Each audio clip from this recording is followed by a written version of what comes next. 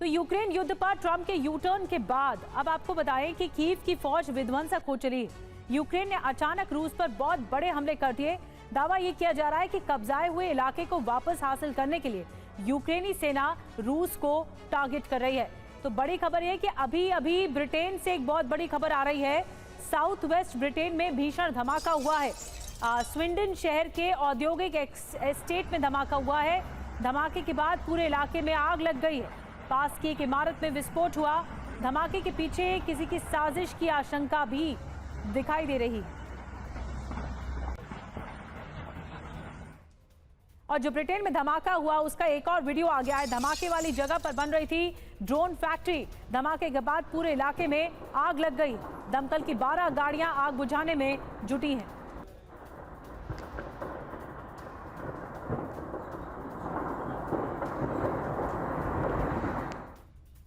और जोरदार धमाके से दहला ब्रिटेन। धमाके से पूरे स्विंडन शहर के घर तक हिल गए। धमाके के बाद आसपास की सड़कें भी बंद हो गईं।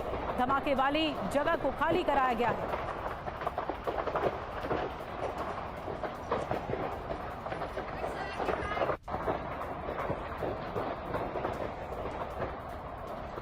और एक और बड़ी खबर है, ब्रिटेन में धमाके के बाद अफरा तफरी का भी आलम है। स्थानीय लोगों में जबरदस्त दहशत है। पास के हाईवे पर जाम लग गया है।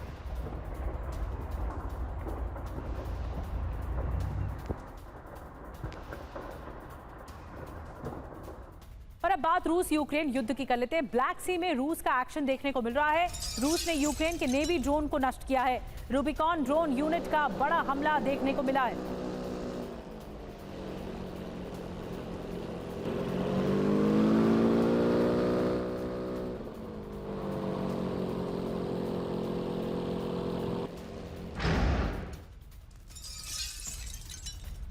और बड़ी खबर, बेलगोरोद में यूक्रेन के भीषण ड्रोन अटैक हुए हैं। यूक्रेनी हमले से पूरे इलाके में आग लग गई है।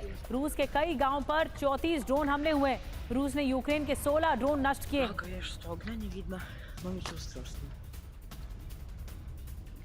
एक और बड़ी खबर मिल रही है, यूक्रेन ने रूस पर अचानक हमले तेज किए हैं।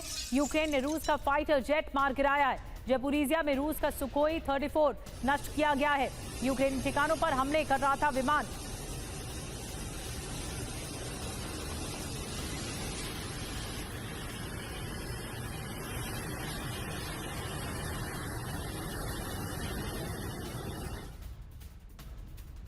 और एक और बड़ी खबर है, क्रीमिया में भी यूक्रेन के भीषण हमले हो रहे हैं। यूक्रेन ने रूस के 2 ट्रांसपोर्ट विमान नष्ट किए हैं। एयरफील्ड में तैनात 2 AN-26 विमान ध्वस्त किए गए हैं। रूस के रडार सिस्टम पर भी हमला हुआ है। यूक्रेनी हमलों से रूस में जबरदस्त तबाही मची है।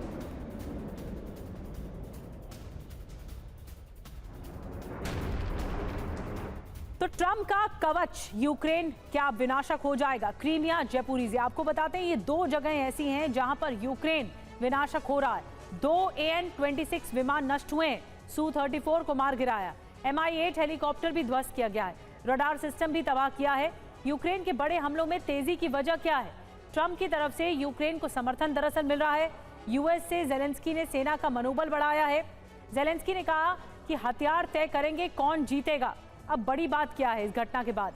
यूक्रेन की घोस्ट यूनिट का क्रीमिया पर यह बड़ा अटैक है। ये घोस्ट यूनिट लगातार बढ़ रही है और ट्रंप में गजब का परिवर्तन आया है। ट्रंप ने जेलेंस्की से पहली मुलाकात में युद्ध विराम का दबाव बनाया था। अलास्का में पुतिन को खामोशी से सुनते रहे, लेकिन अब अचानक ट्रंप 180 डिग्री घूमकर रूस को सबक सिखाने की बात कर रहे हैं। ट्रंप ने रूसी सेना को कागज का शेर तक कह दिया। जवाब रूस से भी आया। क्रेमलिन ने कहा कि रूस कागज का शेर नहीं है बल्कि भालू है।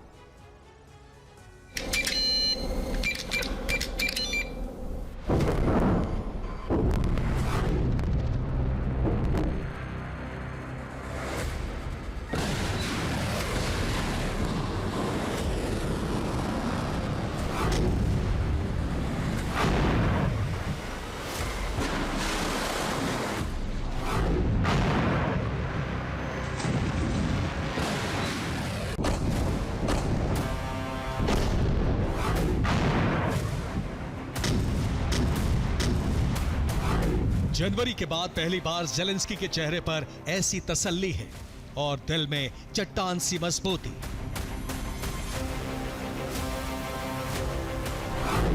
3.5 साल के इस युद्ध में जीत की ऐसी उम्मीद शायद ही पहले जगी हो। रूस से मुकाबले के दौरान ऐसा हौसला शायद ही पहले कभी मिला था। ट्रंप ने ज़ेलेंस्की को बहादुर आदमी कहा है, यूक्रेन की लड़ाई को सम्मानजनक कहा है।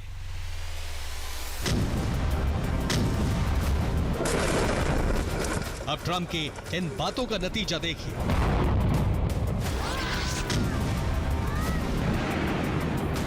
राष्ट्रपति ज़ेलेंस्की को ट्रंप ने क्या क्या कहा, इसकी जानकारी यूक्रेन पहुंची तो सेना का हौसला दुगुना तिगुना हो गया।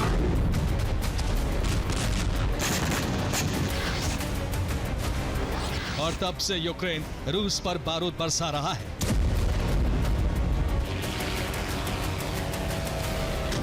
ट्रंप ने जता दिया है कि रूस को अब बारूद के साथ कई मुसीबतों का सामना भी करना पड़ेगा।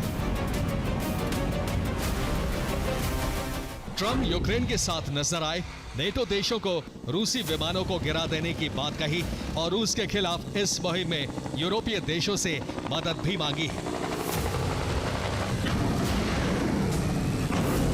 ट्रंप ने कहा है कि यूरोप को भी रूस से गैस और हर तरह का व्यापार रोकना होगा।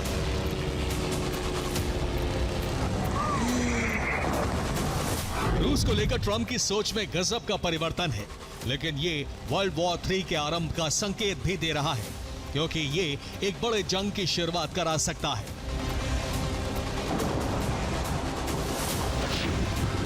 यूक्रेन पर ताबड़तोड़ प्रहार के बीच ट्रंप को अलास्का की बैठक भी याद है और पुतिन का खुद को महाशक्तिशाली दिखाने वाला अंदाज भी।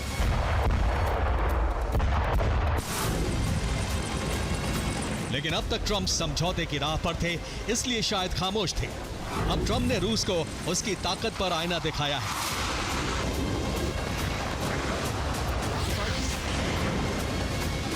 ट्रंप ने एक बार फिर साबित कर दिया है कि ट्रंप भले ही युद्ध विराम की कोशिश में है, लेकिन अमेरिका ही सुपर पावर था, सुपर पावर है और रहेगा। आप ट्रंप की सोच को इस तरह से समझ सकते हैं।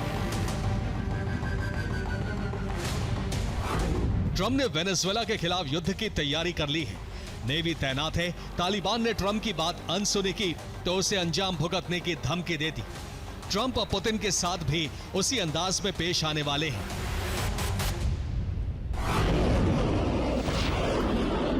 न्यूयॉर्क में ट्रंप के बदले अंदाज में कहे गए कुछ शब्दों ने चंद मिनटों में नेटो की एकता, यूरोप की ताकत को दर्शाया है, तो वहीं यूक्रेन की जीत का ऐलान भी इन शब्दों में है।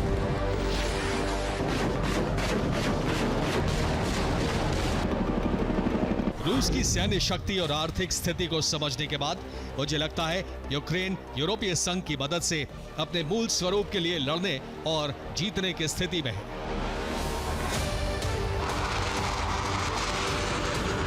ट्रंप ने अभी से यूक्रेन की जीत का भरोसा जताया है। समझ लीजिए कि यूक्रेन को अब हर तरह की मदद मिलेगी, वो चाहे यूरोप से हो या अमेरिका से, और यही ट्रंप के हृदय परिवर्तन का सबसे बड़ा असर भविष्य में दिखने वाला है।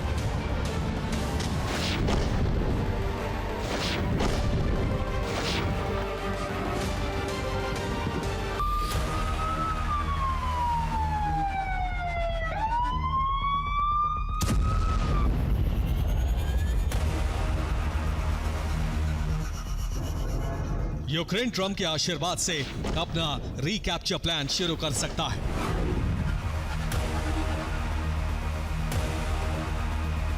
लेकिन ट्रंप का इशारा यहीं तक रुकने का नहीं है।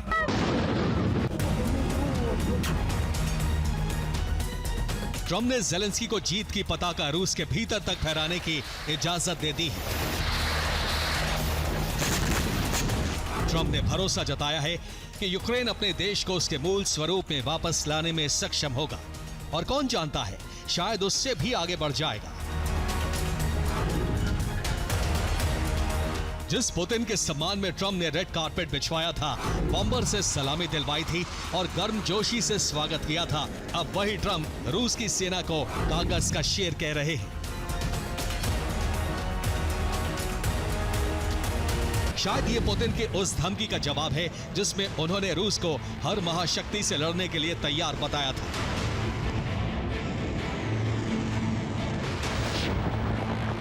ट्रम्प का ये हृदय परिवर्तन ज़ेलेंस्की के लिए संजीवनी से कम नहीं है, क्योंकि जब भी यूक्रेन के मूल स्वरूप की बात आती है तब क्रीमिया का जिक्र भी आता है। क्या अब ट्रम्प क्रीमिया के नाम पर पुतिन को झुकाने का प्लान शुरू कर सकते हैं?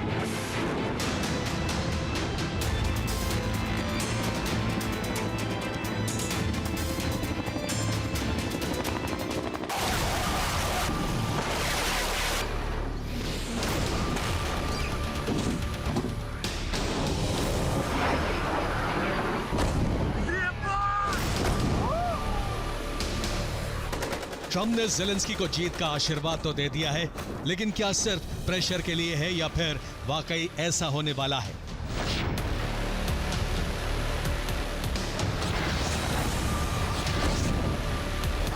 हालांकि 3.5 साल में यूक्रेन साबित कर चुका है कि रूस के लिए जीत इतनी आसान नहीं है। अब अगर अमेरिका और नेटो की मदद से यूक्रेन भीषण युद्ध की शुरुआत करता है तो भारी तबाही आ सकती है।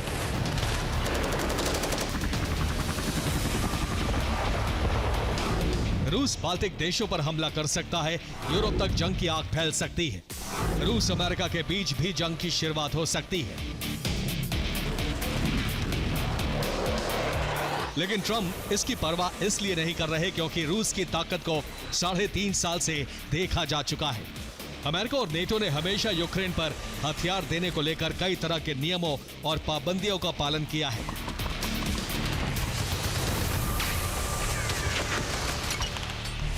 लेकिन पुतिन यूरोप और अमेरिका के साथ जिस हद तक रिश्ते बिगाड़ चुके हैं, उसके बाद माना जा रहा है कि अब रूस को झुकाने का रण आरंभ होने वाला है।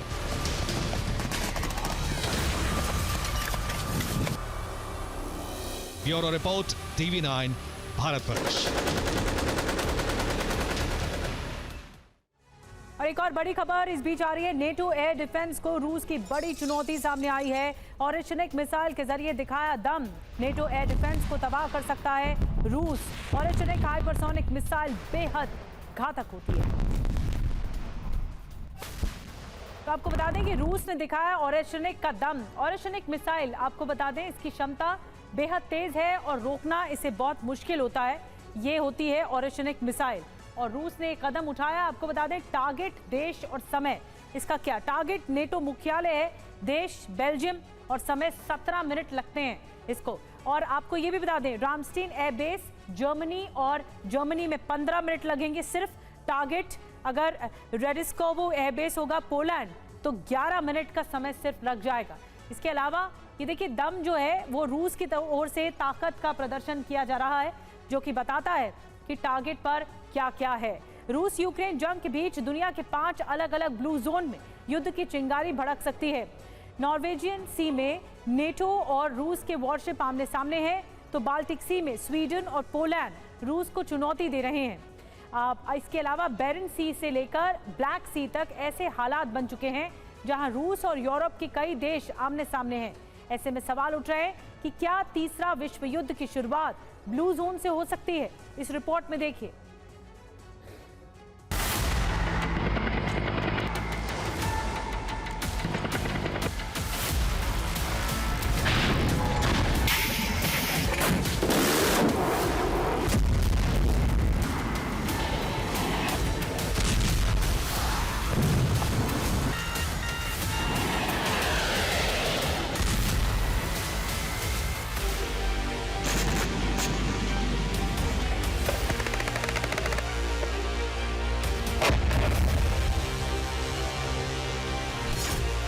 काला सागर में आसमान से अमेरिका रूस की हर हरकत पर नजर रख रहा है।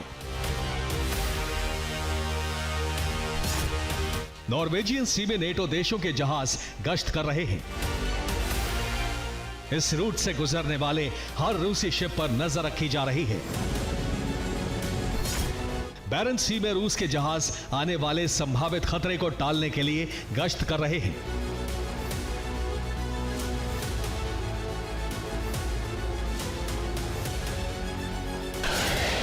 बाल्टिक सी में पोलैंड और स्वीडन के बीच इतिहास का सबसे बड़ा युद्धाभ्यास शुरू हो चुका है।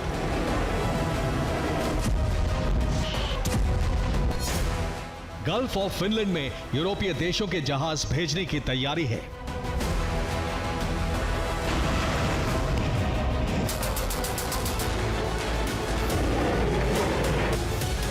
दुनिया के मानचित्र पर मौजूद इन 5 समंदर के इलाकों में तनाव बेहद ज्यादा बढ़ चुका है। हर जगह टेंशन के केंद्र में है रूस, जिसे रोकने के लिए नेटो देशों ने अमेरिका के साथ मिलकर घेराबंदी तेज कर दी है।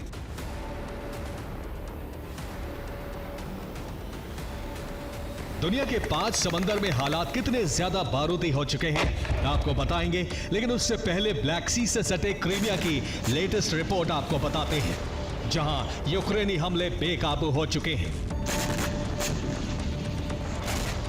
बीते 24 घंटे में यूक्रेन ने क्रीमिया पर भीषण हमले किए हैं। क्रीमिया में यूक्रेन का टारगेट रूस के नौसेना अड्डे और क्रीमिया को रूस से जोड़ने वाला कर्च ब्रिज था। यूक्रेन ने रूस के नोवरोसिस्क पोर्ट और सेवेस्तोपोल नेवल बेस पर अटैक किया। यहां नेपच्यून और फ्लेमिंगो क्रूज मिसाइल से हमले किए गए। दावा है कि कई मिसाइलें नेवल बेस को हिट करने में सफल रहीं, जिससे यहां काफी नुकसान पहुंचा है।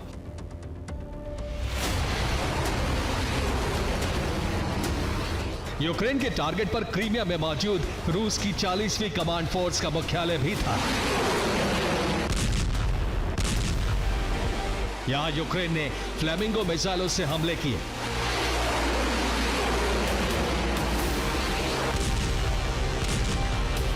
यूक्रेन की फ्लेमिंगो मिसाइल से मुख्यालय की इमारत में एक बड़ा गड्ढा हो गया, जिसे सैटेलाइट से ली गई तस्वीरों में साफ साफ देखा जा सकता है। मेड इन यूक्रेन मिसाइलें और ड्रोन की कामयाबी से यूक्रेन के हौसले बुलंद हैं। ज़ेलेंस्की ने ऐलान कर दिया है कि उनके हथियारों के सामने रूसी डिफेंस नाकाम है। यूक्रेनी नेवी के प्रवक्ता दिमित्रो प्लेतेंचुक ने अपने एक बयान में कहा, रूस की ब्लैक सी फ्लीट का बचना बेहद मुश्किल है। रूस के पास अब सिर्फ 2 विकल्प बचे हैं। पहला, अपने नौसैनिक बेड़ों को तबाह होने दे। दूसरा, अजोव और काला सागर से इन्हें हटा लें।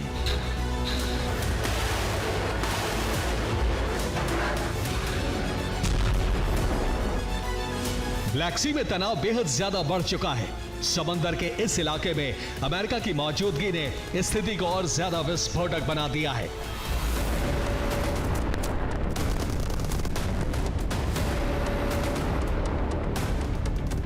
दावा है कि अमेरिका का MQ-9 रीपर ड्रोन ब्लैक सी पर आसमान से नजर रख रहा है। रूसी नेवी की काला सागर में होने वाली हर गतिविधि पर अमेरिका की नजर है।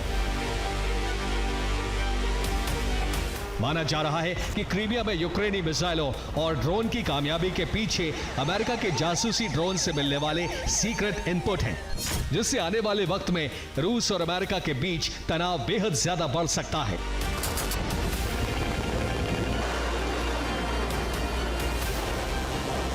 ब्लैक सी के अलावा नॉर्वेजियन और बैरेंस सी में रूस और नेटो देशों के बीच टेंशन हाई है। इसकी वजह है यूरोपीय संघ का 19वां प्रतिबंध पैकेज। EU ने रूस पर नए प्रतिबंधों की घोषणा की है।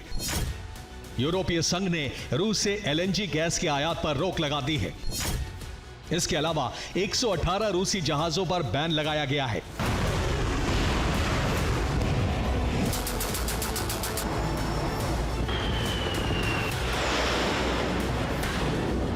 यूरोपीय संघ के इस फैसले की वजह रूस को आर्थिक मोर्चे पर कमजोर करना है, लेकिन इससे नॉर्वेजियन और बैरेंस सी में स्थिति गंभीर हो गई है। दरअसल रूस के जिन 118 जहाजों पर प्रतिबंध लगाया गया है, वो उसकी शैडो फ्लीट का हिस्सा है। ये आर्कटिक से LNG गैस लेकर दूसरे देशों तक पहुंचाते हैं।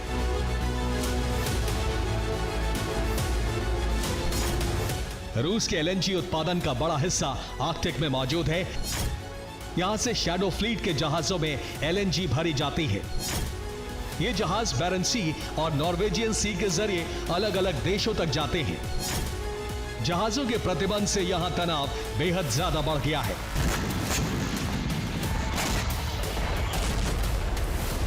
बैरेंस सी में रूस के नौसैनिक जहाज शैडो फ्लीट को सुरक्षा दे रहे हैं।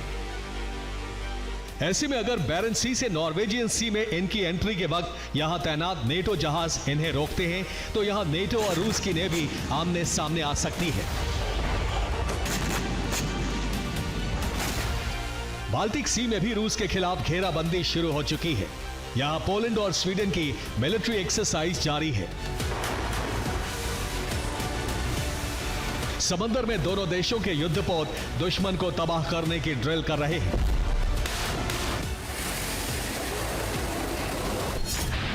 पोलैंड और स्वीडन के बीच गॉटलैंड सेंट्री युद्धाभ्यास जारी है। यह दोनों देशों का एक साथ पहला द्विपक्षीय युद्धाभ्यास है। यह एक्सरसाइज 25 सितंबर तक चलने वाली है।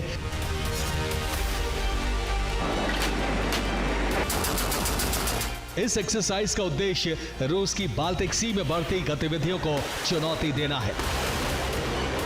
साफ है, ब्लैक सी से लेकर बैरन सी तक रूस और नेटो के बीच टेंशन बेहद ज्यादा बढ़ चुकी है। किसी भी पक्ष की जरा सी गलती समंदर में इतिहास की सबसे बड़ी जंग छेड़ सकती है।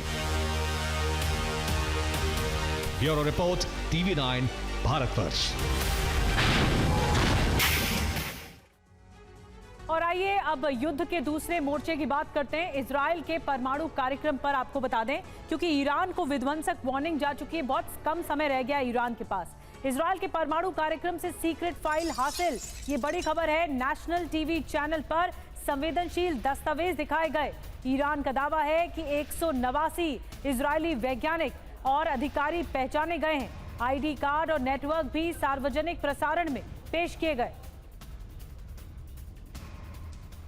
और ईरान के राष्ट्रपति पेजेश्कियान का यूएस इजराइल पर हमला। पेजेश्कियान ने अमेरिका को धोखेबाज बताया। पेजेश्कियान ने कहा ईरान पर पश्चिमी देशों के समर्थन से हमला हुआ। पेजेश्कियान ने कहा कि इजराइल के हमले से पश्चिमी देशों का पाखंड सामने आया है।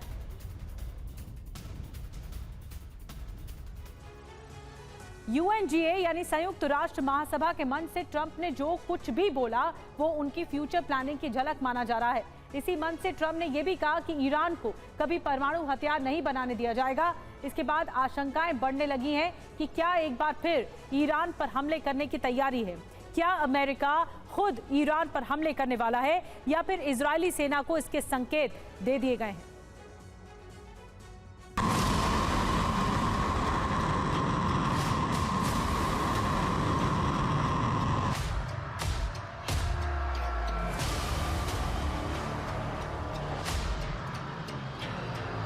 क्या अमेरिका को ऐसी खुफिया जानकारी मिल चुकी है कि ईरान का परमाणु कार्यक्रम फिर से शुरू हो गया?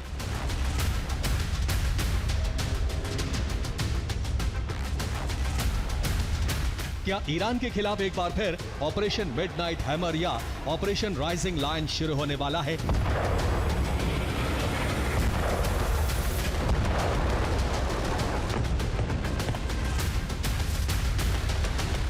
ये सभी संकेत 23 सितंबर को न्यूयॉर्क में यूएनजीए के मंच से दिए गए ट्रंप के भाषण से मिले। ट्रंप ने संयुक्त राष्ट्र महासभा में लंबा भाषण दिया और उसमें करीब 1.5 मिनट ईरान पर खर्च किए। ट्रंप ने आतंक के साथ पाकिस्तान के गठजोड़ को भूलते हुए ईरान को आतंकवाद का सबसे बड़ा प्रायोजक बताया और उसके परमाणु कार्यक्रम पर भी कड़े शब्द कहे।